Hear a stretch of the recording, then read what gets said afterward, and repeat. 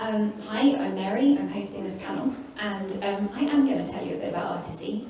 It is a fantastic writing and narrative design tool, and it's been used in a lot of incredible games, including Disco Elysium and Talos Principle 2. And if you look at its website, you'll see lots of fantastic how-tos to give you a sense of how it can be used for your projects. Probably most importantly, there is a free version, which if you are a single user working on your own project, if you've got fewer than 700 objects, which is about the size of a lot of solo dev projects, it's free. So we'll be posting the link at the end of the panel, and I really encourage you to check that out. So thank you very much to Artisy for sponsoring today. I would also like to say thank you to Goldsmiths for providing this really lovely venue. I'm actually a Goldsmiths grad myself, so it's very lovely to be back. And yeah, welcome to our panel on navigating careers in video games writing. We have three.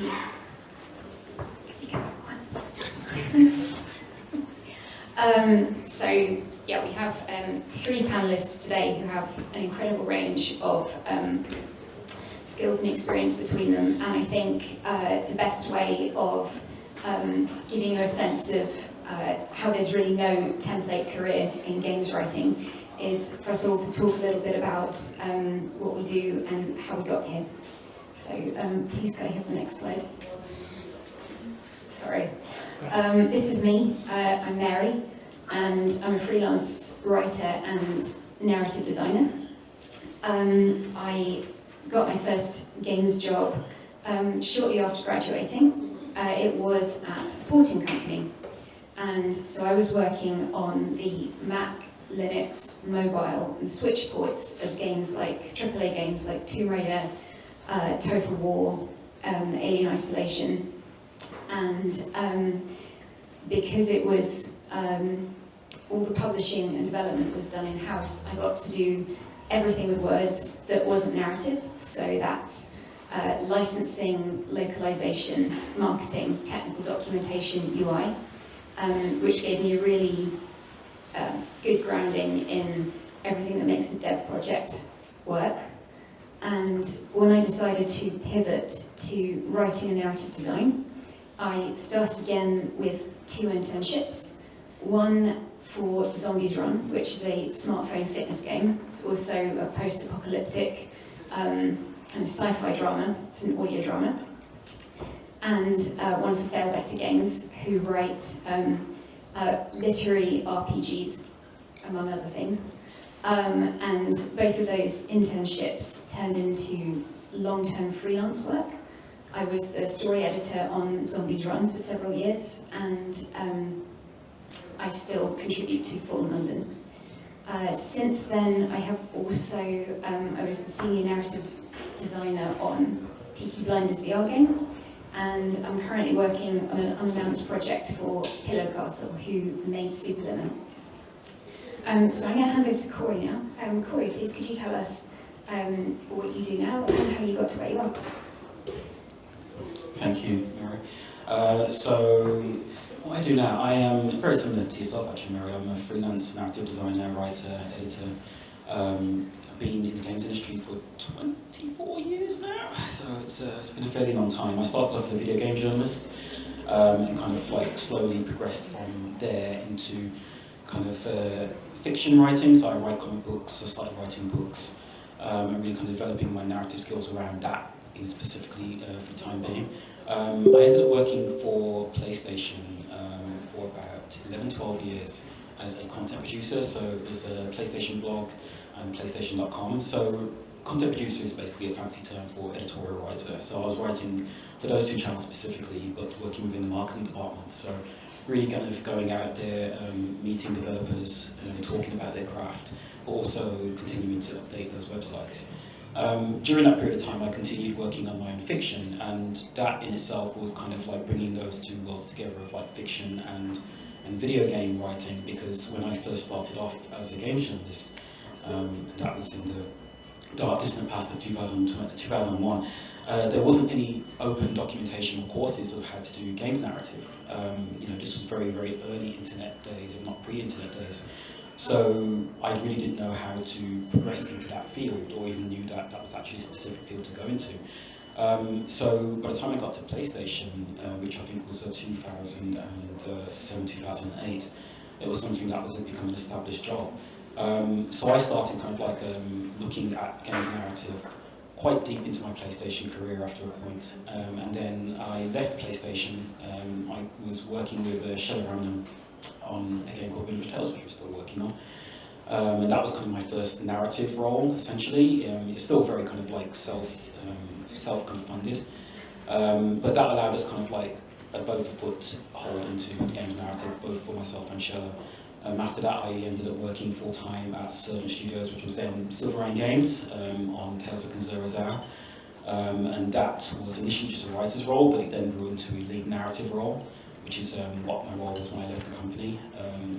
And since then, I've been freelancing basically for various companies, which I cannot name yet because of NDAs, on various games, which I cannot name yet because of NDAs, while working on my own stuff through films, comic books, other sides of games, and also a little bit of my debut novel as well. So lots of fingers in lots of different pies, trying to kind of branch out as much as possible.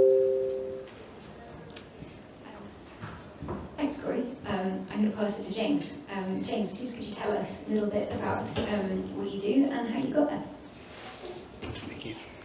Thanks, Mary. Yep, I'm James. I'm currently a senior writer at Varela Games, which is a smallish kind of indie studio. We were based in London, but the pandemic happened. Now we are fully remote. Been there about 9 years.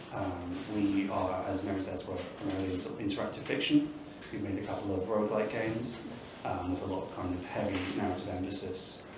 Since then, we've been kind of working on a browser game called For London that's just celebrated its 15-year anniversary, which requires continuous kind of updates and content, which I've been part of pretty much my entire tenure while doing small amounts of work, gradually increasing amounts of work and doing the other projects. I worked with Emily Short on a game called Mask of the Rose, which was kind of a visual novel / dating sim that came out a couple of years ago, and we've just started a tabletop project with partnering with Magpie Games, so doing some work on that.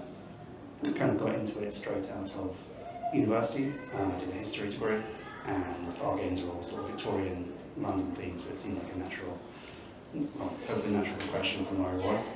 And a large part of my day-to-day at the moment is working on our subscription stories, which we put out to 1 month, and managing freelancers who we employ primarily to write these stories, making sure they fit in with our content and the vast amounts of lore we've accrued over the last 15 years.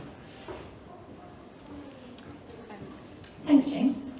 David, I'm going to pass the microphone all the way back to you. I don't know why I took it away, but please could you tell us a little bit about what you do and how you got here? Thanks. I didn't get into games straight out of university, unlike you guys. I think my first game was about 8 years after I left university, which is 20 years ago. Well, my first game project was in 2005. I haven't been working entirely in games for the last 20 years. It probably took a good decade for me to kind of switch over into doing mostly games work, which is where I am now. The first game I worked on was an alternate reality game called Perplexity, which was sort of set in an alternate reality with lots of fictional companies, fictional organizations, fictional university. And I was, I guess, well equipped to work on that because I've been working as a freelance writer across lots of different media and lots of different industry sectors. I guess I was working as a speechwriter, doing corporate videos, writing websites for tech companies, and this alternate reality game gave me the opportunity to bring all those skills together alongside my fictional creative work in radio and theatre and turn it into a relatively convincing alternate fictional world. So that's where I came from. I studied English at university. I don't have a technical background at all. And I just ended up doing more and more game stuff and less corporate stuff as time went on. So a few of the games I worked on are up there. Need for Speed, I worked on the last couple, Heat and Unbound. I was lucky enough to work with Aardman on a Wallace and Gromit game called The Big Fix-Up, which was on mobile, and sort of interactive episode of Sherlock with Benedict Cumberbatch and Martin Freeman and those guys called Sherlock the Network. I've spent a couple of years as lead writer on a big PlayStation game which still hasn't been announced, so I still can't say what it is. And for the past 18 months, I've been working on Clockwork Revolution, which is down in the corner there. Again, Victorian, all very Victorian up here, but it's a Victorian steampunk time travel adventure, so not very historically accurate, I'm afraid. So that's where I am at the moment. It's an American studio, which means I'm literally like, oh, this is my lunch break. I'm working American hours, I have a meeting at 9 o'clock tonight. Yeah, if we do end up in the pub, I will be taking it very easy. That's me. Thank you so much. So, as you've heard, routes into games writing and the experience once you're there can vary very much. And I think it's helpful to just talk about a couple of different ways of working in games narrative. So I'd like to talk a bit about the difference between working in-house and working freelance. And I think a good way of doing that is for our panelists to talk about what does a day in the life look like for you with whatever you're doing. Should I pass the microphone in this direction? Cool. My experience is quite skewed because of like my main in-house work was on Tales of Kunzera, and that naturally started off as, like I said, a writer and then went into lead narrative. And the responsibilities of games writer compared to lead narrative were quite wildly different. When I was doing the writing duties, it was a lot of kind of like sitting down, working through character sheets, working with the creative director, and really kind of understanding what the story was about, and really kind of shaping that story to make sure that it worked within the game itself, but very much specifically geared towards the writing duties itself. Whereas when I became lead narrative designer, there was less writing involved in itself, so it was a lot more kind of like having to work with the other leads, the design departments, art, animation, programming, music, and working out exactly what that meant for the narrative in each of the departments, so you could help facilitate their work in that respect and really kind of help understand exactly what that meant for your role as narrative, lead narrative designer. It also meant managing a lot of people as well. You know, I was kind of sitting down, going through the writing, editing, rewriting dialogue, and all those sorts of things. So there was a lot more holistic kind of aspects of the work in itself.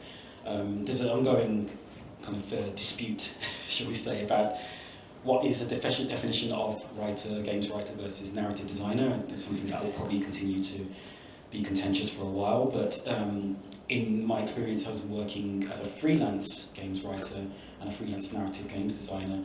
I was much more focused as a narrative designer in terms of what that meant for the game design itself. So implementing the writing within design structure, not just thinking about the writing, not just thinking about the dialogue or the characters, but understanding exactly what it meant for the gameplay.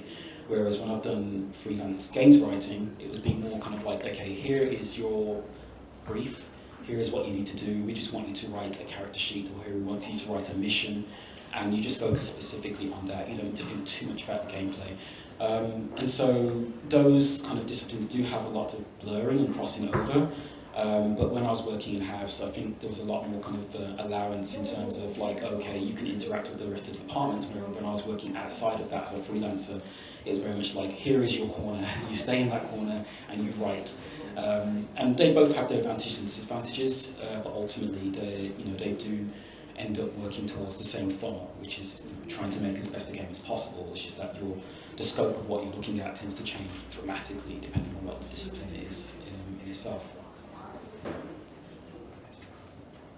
Yeah, being in-house, I'm part of a team of, there are 5 writers in the studio. We're normally split across 2 projects at a time, one of which is pretty much always Fallen London, which is a very hungry, content-heavy browser game which requires continual updates.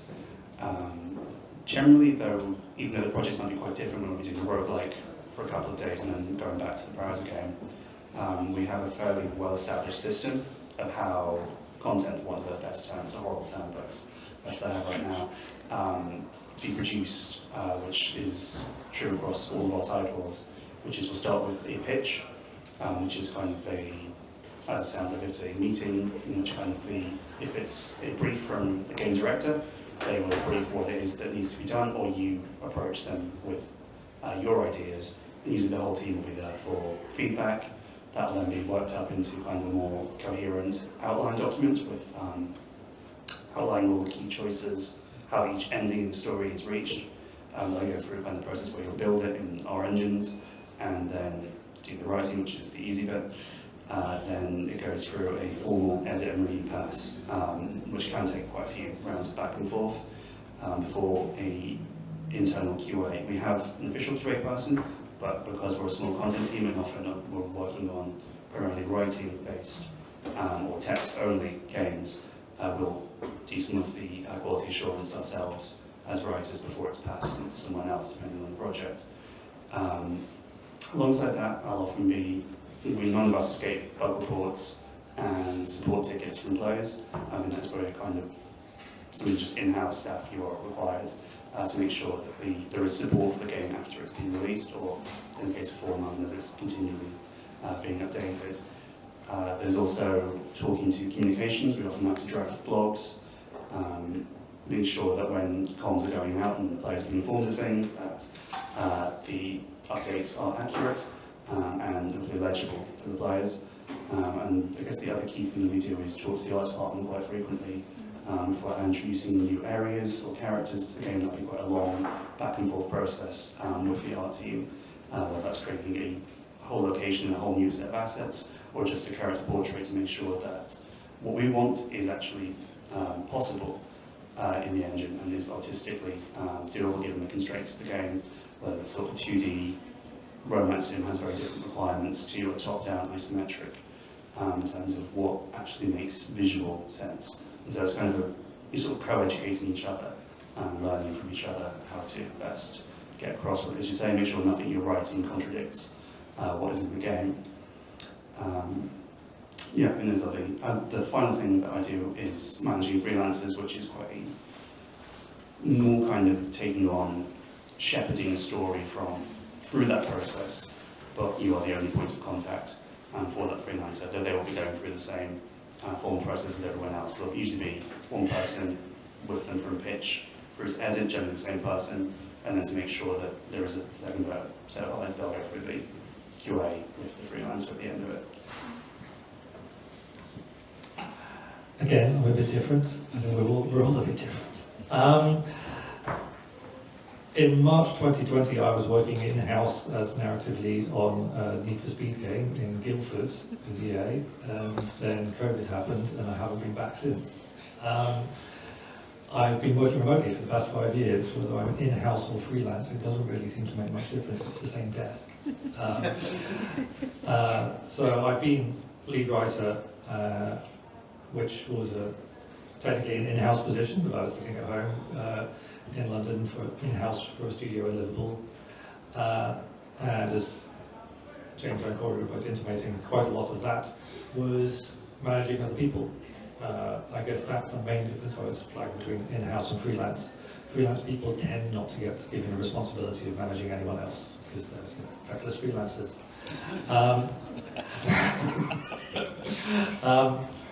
So right now, I am technically a freelancer, but I've been working on the same project with the same studio 5 days a week for 18 months, so it feels pretty full-time to me. I don't have any managerial responsibilities, but as I mentioned earlier, I'm currently working for a US company, so I have met one of my colleagues in 18 months, who happens to be based in the UK as well, and my everyday working relationship is basically filtered through Microsoft Teams, and I dial in remotely to a very powerful PC somewhere in California, which is my desktop, and work on a proprietary script writing engine, which is a bit like Artsy Draft, sort of visual scripting program where you diagrammatically plan out interactive conversations, sort of mapping them out, charting them out, and writing the dialogue. That's the majority of my day at the moment, but that's because we are at the sort of full production, sharp end of making the game. All the planning has been done, and we're kind of getting on with it now. In the earlier days of a project, that job looks very different. You can be in writers' rooms with a lot of post-it notes, figuring out very broad concepts for what a game could look like, and very little actual writing, if you like, gets done, or what you do ends up getting thrown away 12 months later. So for me, in-house and freelance doesn't make much difference. I have found more difference between working between a US company and a UK company. I now have my mornings free. I've become a brunch person. I drink a lot of coffee. I meet friends in cafes. That's been the main difference to my life. But yeah, it sounds like everybody's had a different experience.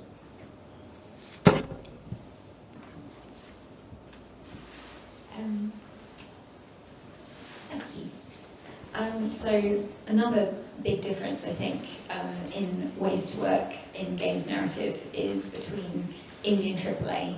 Now, the definition of what is indie and what is AAA is sort of always changing. So I think it's definitely okay to talk in kind of broad strokes. But similarly, I wanted to ask our panelists, what are your experiences of working in indie and or AAA? How do you feel they differ, and are there any maybe trends that you've seen? And I'm going to pass the microphone back in this direction. So thanks, David. It's been a while since I've worked in indie, to be honest. Technically, the Liverpool studio that I was working for was indie for 3 days after I joined, before Sony bought them.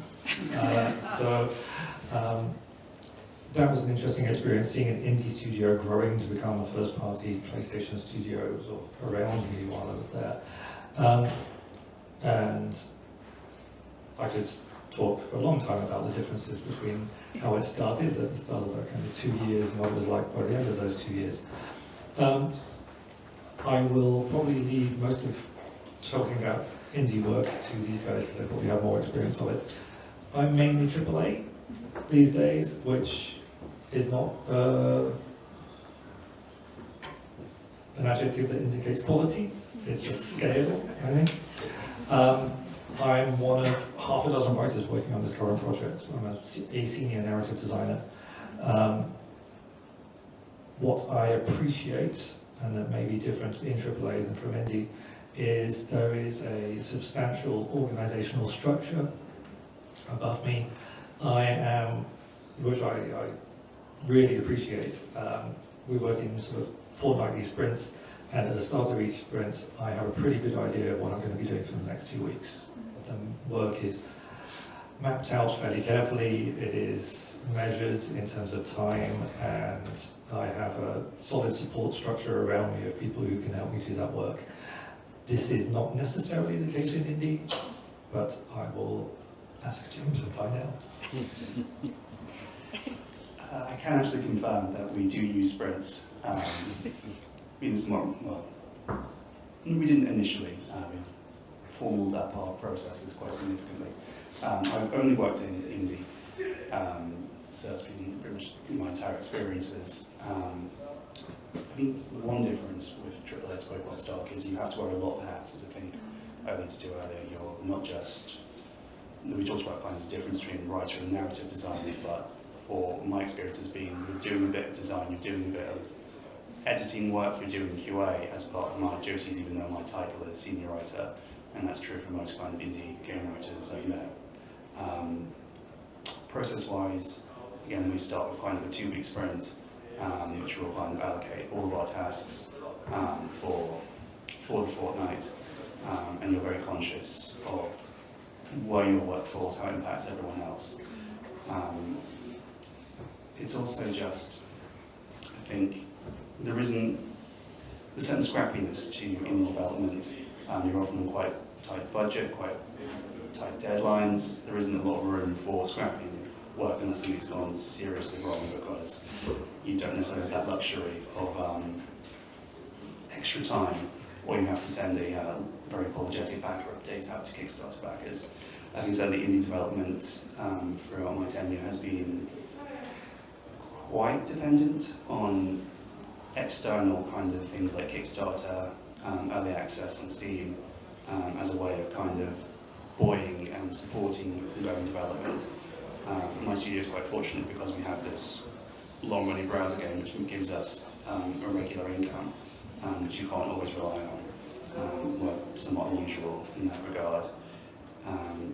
So yeah, I suppose you're having to do a lot of different jobs and not always necessarily writing, and also kind of always aware that things can be a little bit precarious.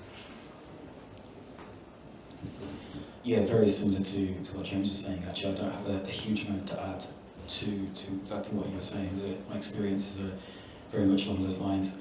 Tales of Conzero kind of started off as indie to a certain degree. I had a friend who also works in the games industry who would scream at me that we are not indie because we were published by EA, which is accurate, but there was a lot of indie sensibilities around how we were crafting the game itself, because the game itself was created by a new studio, by a lot of people, myself included, who were in new positions, especially leadership positions.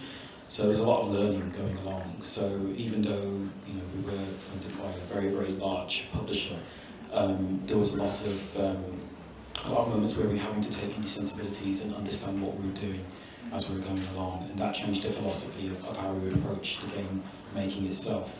Working on Tales of Conzero, which is a lot smaller, sorry, not Tales of Conzero, Windrush Tales, which is a lot smaller project in itself. I mean, there's only a team of 7 of us, one very talented member, so there's something right there. And there's a lot more kind of almost kind of having to think of long-term planning, but also understanding that there is a day-to-day responsibility that needs to be taken into account. Like James said, we're very tight in terms of budget, in terms of timelines. We work a lot in our spare time if we don't have the budget. So ultimately, we're trying to figure out exactly where we want to go and how far we want to take the game before we can try and squeeze out the last bits of kind of money out of what we've been given.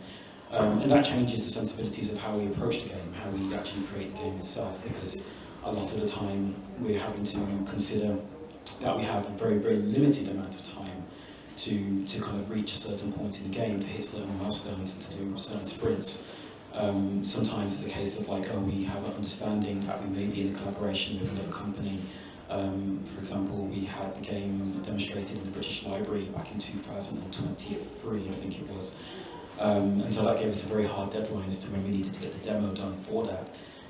But it also gave us a bit of a focal point to kind of push forward, and then we demoed it again at Adventure X, so that gave us a little bit more time to refine that demo and push it out again into a little bit more of an advanced stage. But ultimately, it was always kind of like, we have this amount of time to do it in because we all have day jobs. And if we don't hit those points, then everything kind of collapses in on itself. There's a lot of pressure there, there's very little runaway, and there's very little kind of a sense of a safety net that comes with that. That is true for indies across pretty much most mediums, I understand. But with games, it can be particularly precarious because there are so many moving parts across every single discipline, every single department. So that does add an additional amount of pressure. And games development is quite unique in the sense of like, it's the only real medium in entertainment where if the computer says no, then you're absolutely done. And there's nothing you can do about it until the computer says yes. Whereas with other mediums, you can generally work around that to a certain degree. So there's also that kind of like hanging over your head like the sword of Damocles. And as an indie developer, that can be really, really frightening. So there's also trying to understand that there may be kind of slight trapdoors and kind of escape hatches that you need to plan into the fact that that may happen one day, which inevitably will do at some point. So yeah, it can be a little bit tricky and a little bit precarious at times by comparison. Thank you. So the next section of the panel is going to be about finding work. And I will acknowledge here that this is quite a tricky topic at the moment, just because the games industry is undergoing a contraction. So it has been harder over the last couple of years to find work than previously. However, there is so much that you can do to not only put yourself in the best position to find projects that are a really good fit for your skills and your creative perspective, but also just take care of yourself and your creativity and nurture your craft in the long term. So firstly, I wanted to talk about just the practical stuff: CVs, portfolios, online presence. And so I wanted to ask our panel, are there any things that have worked particularly well for you in terms of those things? And also from an in-house perspective, are there things that that you're looking for or that make your life a lot easier when dealing with freelancers? So I can pass the microphone back in this direction. Thank you. Oh, so the one story I always have when I applied for one of my first game writing jobs, I didn't get the job by the way, but when it comes to applying for things, we've reached a point now in the games industry which is unfortunately very, very difficult. Mass amount of redundancies and far too many people for the amount of work that's currently available. So when I was applying, things were a little bit more stable, and one of the things I did to stand out for my application letter was I didn't have any games narrative experience, so I wrote the application letter in the style of a choose your own adventure kind of game, which was my way of kind of saying, like, I don't have the experience, but look, I can try and think outside the box, and at least that way you're kind of like thinking of me in a way which is going to be hopefully applicable to the game that you're creating. I then naturally totally flunked on the games writing test and didn't get the job at all. But I think if you're able to think in that sort of way, where it's very easy to self-reject when applying for games jobs, in particular, because most games jobs will go, you need X amount of experience on a AAA game. And even with entry games jobs, they'll kind of like say, we need X amount of experience. It's like, well, that's a catch-22 in itself. That's an inherent contradiction. You can't have the amount of experience that you're looking for if you're applying for an entry-level job. So I would say that regardless of the experience level, do apply for the jobs that you not actually are interested in. Yes, don't apply for the games that you don't think you're going to be interested in specifically if the genre is outside your wheelhouse, or you feel you're not going to be comfortable or a good fit for the company. But if you do feel like you are interested specifically in that role, and that particular job in that particular studio, then do go for it. Do allow yourself that grace to have the company reject you instead of yourself. I have had many rejections in my career, but these are all things which are very useful to understand that it is part of the process, especially right now as we're going through the landscape as it is. I would say that ultimately when it comes down to kind of like doing things like portfolios and crafting CVs, do tailor your portfolio specifically towards the type of job that you're going for. And what I mean by that is that if you are going for a job which is asking for, which has got to have responsibilities about branching narrative, then put your branching narrative experience up there, or show examples of branching narrative that you've done. Same with other kind of things which may be specific to genre, or that sort of kind of area. There's no harm in you being able to say that you don't have a vast amount of experience in there, but if you show interest, then that can be enough sometimes to be able to kind of get you through the door. And then it's down to kind of taking writing tests after that point, if there are writing tests that are involved in that. There was something else I was going to say, but it's totally left my mind, so I'm going to pass over to James. Yeah, we've obviously don't have many vacancies very often. We had one just a couple of months ago, not to be blocked. It was the most most applied for position in the company's history, with around 800 applicants for one writing position. But we do find that when we've hired the last couple of times for writing positions, and we're looking for samples, we're not looking for experience as such. In fact, again, I'm prefacing this and caveating this with, we are a kind of writing-based studio, and we are looking for quite highly specific and idiosyncratic things from the people we hire to write for us. But we're looking for kind of people and find it valuable to have experience outside of games, frankly, because it does produce sometimes more interesting or different or unique perspectives that have kind of a richness that we wouldn't necessarily have We've removed X amount of ship titles, X amounts of years in the industry from our job requirements, because we don't find it helpful, and it just means people, as we're saying, self-select out of the application process when they may need to. In terms of samples, we've often found, again, because what we're looking for is quite highly specific, and it seems unfair to ask people to go and learn our games for the sake of one application. So we're kind of looking for tonal variation. Even if you only have prose pieces, then having kind of a range of moods and a range of styles to show just really gives a lot of information up front.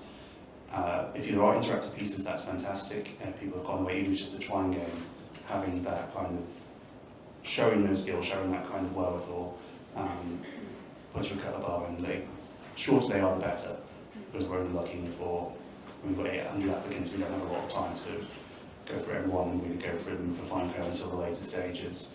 We've also tried to, I don't really believe in writing tests, but obviously many studios still do.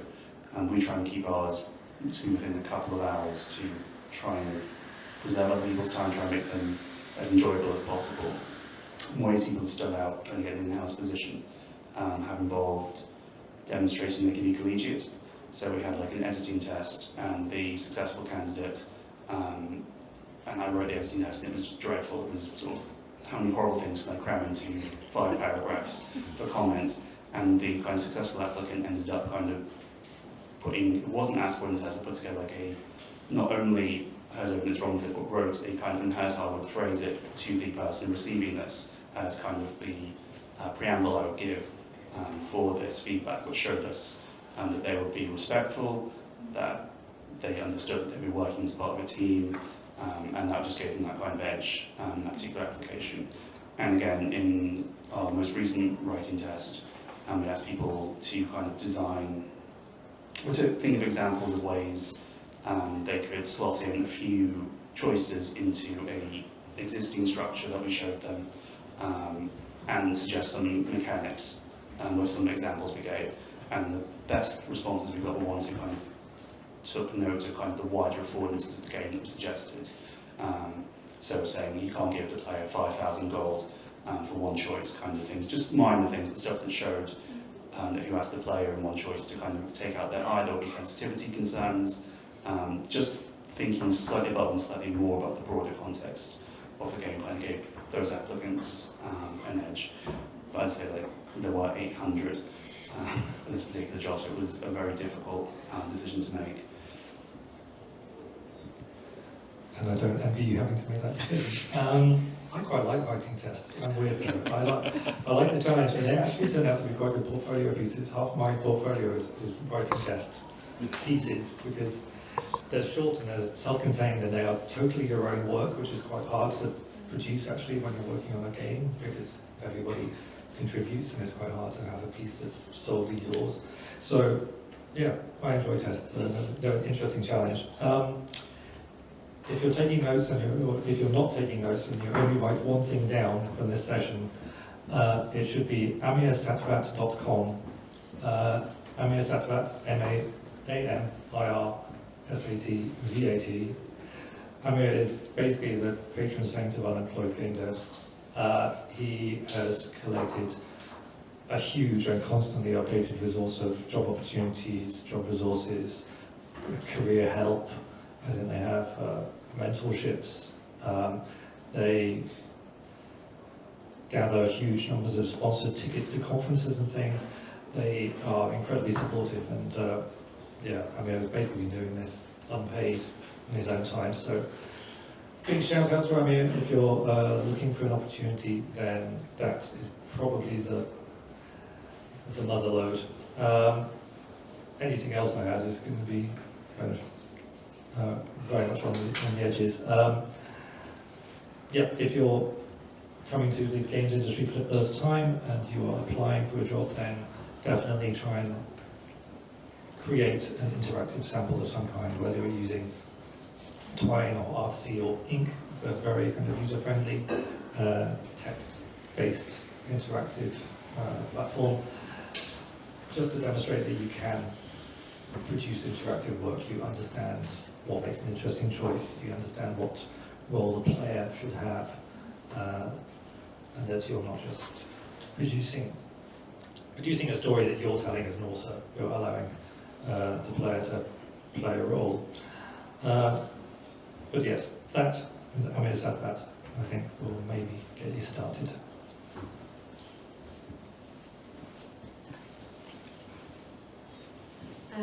So another thing that was, I think Kate talked a little bit about it at the beginning, but networking is, I think, a really important part of finding games writing work. And I think networking can get a bad rap because it can sound like mercenary or transactional.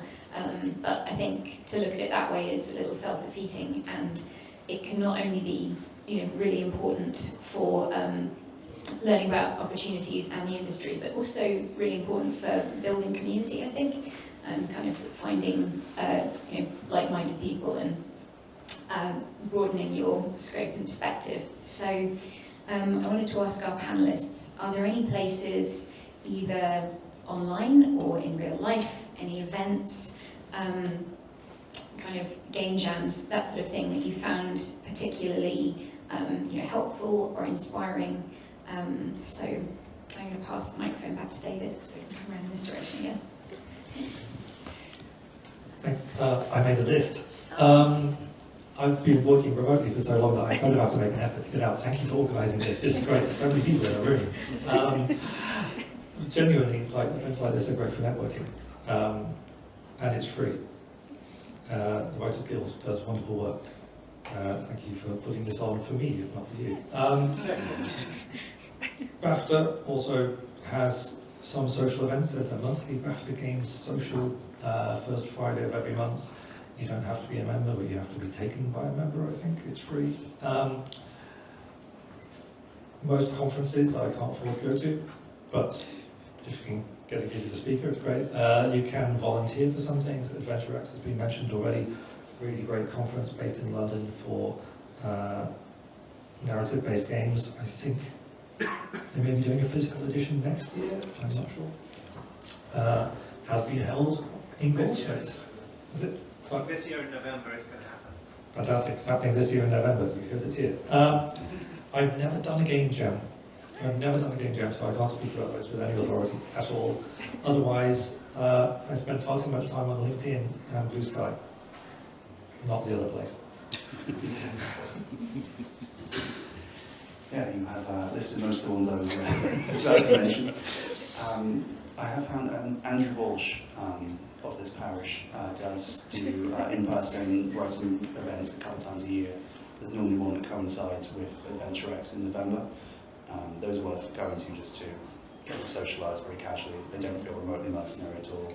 And just keep them going to events, you'll meet people, you'll keep seeing people, you get to know people, and that's kind of really invaluable, and then follow them on various platforms and so on. Conferences, even things like Develop, I say this with some privilege because I live in Brighton, but you can go to Develop and not pay, you can just show up and hang around and meet people in various places where they are, like Loading Bar. I think the hotel bar is open for people. I found when looking for freelancers, Blue Sky has actually been really helpful. Also, again, this is coming from we're a kind of weird studio who does weird things, but I've actually found hanging out in the tabletop space is quite useful for finding kind of new voices that I might not have expected.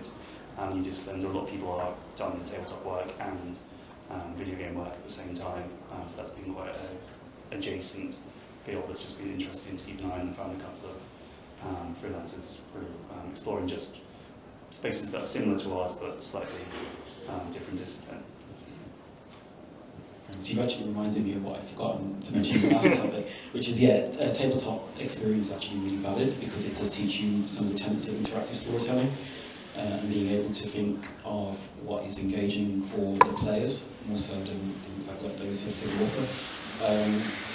Outside of that, in terms of when it comes to networking, I'm notoriously bad at in-person networking. I rarely ever find the key to my writer cellar that lets me out once in a while, so I don't get to go to many events. But just really to add to what both of you said as well, like I use LinkedIn a lot. LinkedIn and Blue Sky are very much my main point of networking. You've already mentioned Andrew Walsh. He's great to follow because he posts a lot of narrative writing jobs. Kenny Bender is another person who posts a lot on LinkedIn, a lot of writing jobs and narrative jobs. That's worth following. There are Discord channels and Slack channels. They tend to be quite closed off about invites from what I remember, so it is difficult, but there isn't any harm in joining Discord or Slack channels which are specifically geared towards the games that you are interested in, especially if there are indie ones as well. Being able to join those communities and be part of those communities can also lead to kind of like backdoors essentially into eventually development work at the same time.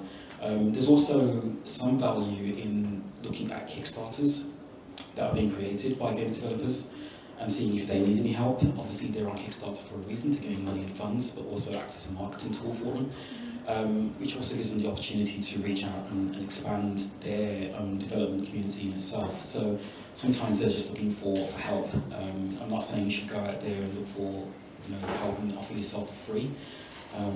That's entirely your decision. But ultimately, you have to be very valuable with your time because games take a very, very long time to make. And if you're particularly time poor like I am, you need to be incredibly selective over where you decide to dedicate that time to. But there are avenues there which allow you to get to speak to people and open up a few doors as you go along and hopefully get a foot in the door, especially if you can't actually get out to real person life events. Thank you. One or two that I would like to add to that is the interactive fiction forum and community. IFComp runs once a year. I believe it's deadlines kind of September or October time, but the community surrounding that is fantastic in terms of constructive and thoughtful feedback on small and solo projects. So I highly recommend that. And there's also the Oxford and London Interactive Fiction Meetup, which does meet in Oxford and London, but also puts on really good talks. So I've learned some really valuable things from there, so I would recommend those two. So just...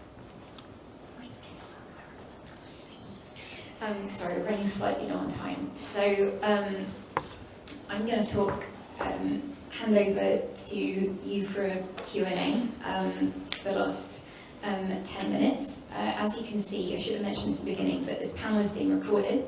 So if you would like to ask a question, but not to have your voice recorded, it's absolutely fine to write it down and pass it to Florentia. She will pass it to me, or feel free to just speak. Yes, does anyone have any questions in addition to what we've said?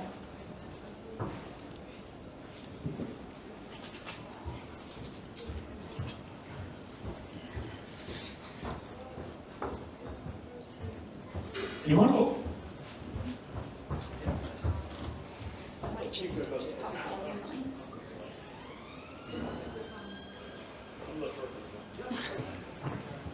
Thank you. From my experience, a lot of like what I'm reading online, I'm sure everyone else has read online, so the big buzzword is like AI and machine learning and all that kind of stuff. So I was wondering, like, I don't want to say the word threat, but how much of a big threat is that to anyone looking to crack in? Because I kind of get the sense from a lot of places, it's like, get on board or get unemployed is kind of the sense that people kind of tell us with stuff like this. So just if you have any word of advice on how to navigate this as a thing going forward, and just anything on to do with that, what writers should do to kind of learn more about it or learn how to navigate it, negotiate, that kind of thing. So, sorry, I just want to clarify, I'm not saying I'm pro it, by the way, I'm just saying like, just in terms of like, how much is it going to be like an obstacle to people cracking into the industry? Sorry, is what I'm going to say. I just don't want anyone thinking I'm Mr. AI. I think it's very difficult at the moment to kind of, that is a really difficult question, I'm sorry. But does anyone have a better answer than me? I could. I am ultimately employed by Microsoft, so I have to speak very carefully here. Certainly, copyright law is in some ways helping us, because the greyness of the law at the moment is forcing a lot of studios to be very wary when it comes to using any kind of AI-generated material, because it might turn out it's copyright, and then they'll have to pull their game, or they'll get sued for hundreds of millions of dollars by George R.R. Martin. So I can only speak about where I am working at the moment. Even though it is a Microsoft studio, AI is used for, I guess, production tasks, for minuting meetings, that kind of thing. It is not a creative tool. The writers are not told to use it in any way. I don't know if we've actually been forbidden, but I'm pretty sure it is frowned upon. So I am aware that it is quite possibly narrowing the doorway, if you like, for entry for new writers. I'm aware of one studio that's effectively is being structured around AI-generated storylines, which are then sort of filled in by human writers. That's their pipeline now. I think that is limited, but AI is getting smarter all the time. What do I know? AI has no place in my studio, and I don't think it ever will. But I know it will never. And that would be sort of grounds for immediate dismissal. I guess my kind of general note on AI is, I guess, it's sort of the principle of solidarity, or even just slightly mercenary from a networking point of view. I think if you openly advocate for it and are using it publicly, you will probably burn some contacts, I would think, from just being known in the space and being an AI advocate. I think it is, I am very much not pro it, and it has generated a lot of ill will in the industry. Skynet is coming for us all. Our skulls will be crushed under the mighty feet of AI. I despise AI. It really just drives me crazy as to how ubiquitous it's come across so many different mediums. And as writers, we're all trying our best to create experiences which kind of convey the human experience in itself, regardless of what genre we're working within. And ultimately, that's the one saving grace that we have at this particular moment in time. Like David says, AI is getting smarter all the time, but AI can only replicate, it cannot originate. So it's being able to lean more into that side of things where we can. Every perspective that we have, every perspective we have in this entire room is different from the other. And being able to lean into our individual lens is what we do as writers anyway, but being able to really convey that as best we can and push our experiences more into that is, I think, the only real way we're going to be able to convey our sense of, I hate to use the word value, but that's the only way that conveys what I'm trying to say, to the people who are controlling the aspect of what makes AI so ubiquitous. Because ultimately the people that are pushing AI, the people aren't necessarily creative or aren't necessarily writers themselves. So it's being able to try and understand that and use that as much as possible where we can, and using our own personal experiences, our own personal lenses, and getting those in through our words. Unfortunately, yes, that is only going to make AI stronger as it kind of goes, but right now we're in uncharted territory and things will change, whether we like them or not. The only thing we can do is just try our best to convey what we want to try and do and fight back as much as we can, where we can. And then the future will be whatever the future will be. Thank you for that, everyone. That was really beautifully answered, and I appreciate it. Do we have any other questions?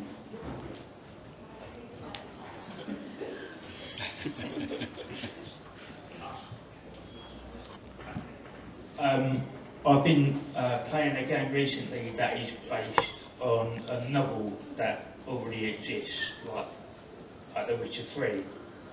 To what extent do you feel that literature has a place to inform future games? That's a really good question.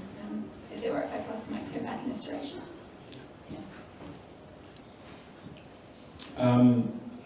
I feel like this actually kind of ties a little bit to the previous question as well in terms of AI. We've noticed that studios, especially the large studios, are kind of, the snake is eating its own tail at this point, and we're consuming other media to create media in other kind of mediums, as it were, tongue twister.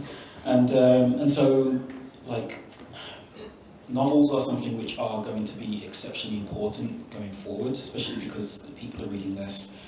You know, the fight for eyeballs is incredibly difficult these days, and as we're seeing more reports for things like, you know, when it comes to TV shows and movies, especially things like streaming platforms, there are studios which are deliberately telling writers to, you know, kind of dumb down the writing because they're so used to second screen watching at the same time.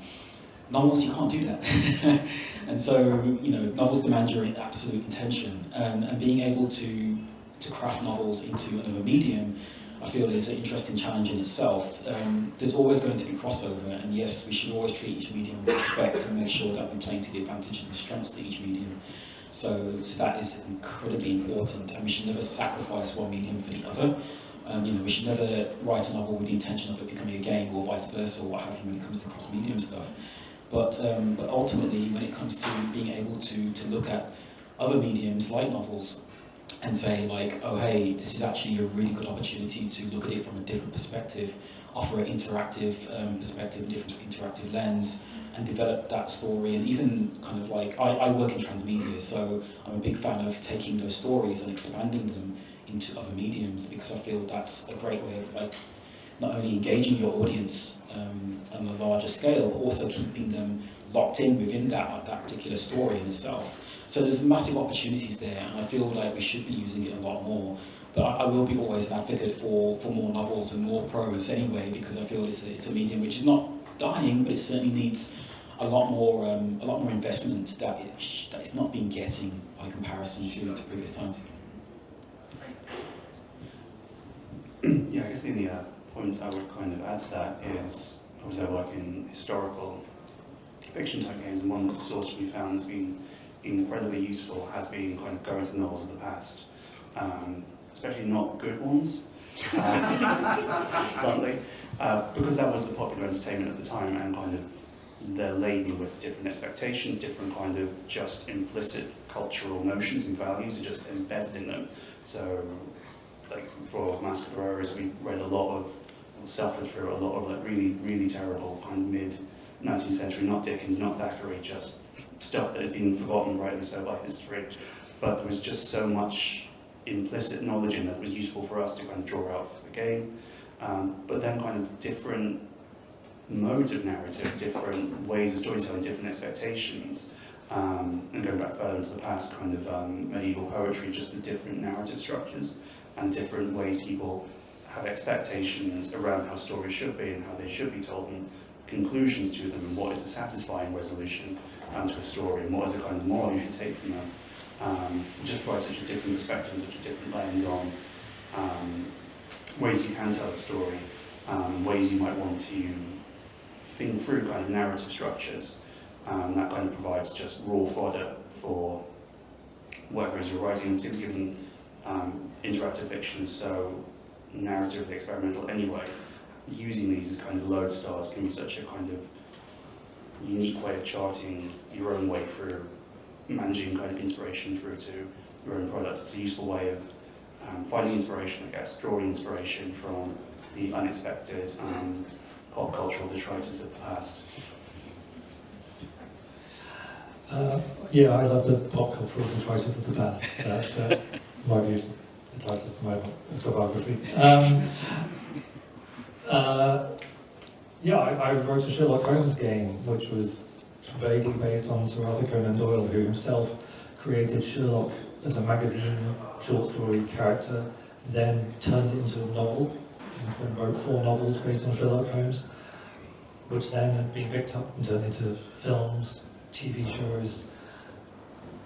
These stories kind of evolve and get adapted into new media all the time, and I don't think that's destructive or in any way kind of eating itself. I think it's evolution, and I think that's great. I think novels are a bigger leap from sort of between most media, as novels tend to be quite internalized, quite psychological. The best, so the most adaptable novels into games, I suppose, are the tacky ones where it's all action and daring do and everything's very externalized and you don't have a lot of internal thought. So yeah, it'd be very hard to take a great novel and turn it into an interesting game, I think. But that process of taking a classic story and updating it and turning it into a new medium is something that I think is a lot of fun. And yeah, more of that kind of thing, please.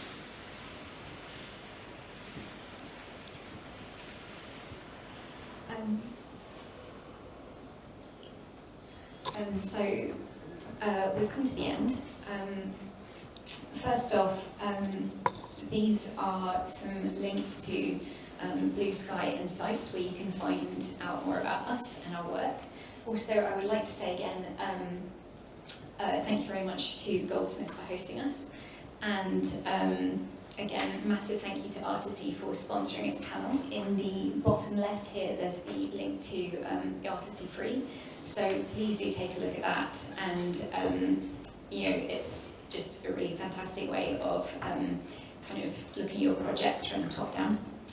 And also, in addition to everything Kate said at the beginning about the services the Writers Guild provided, has dedicated guidelines and resources for video games writers with just really helpful and detailed information about rates for one thing, but lots of practical information for how to navigate your career from the practical side of it.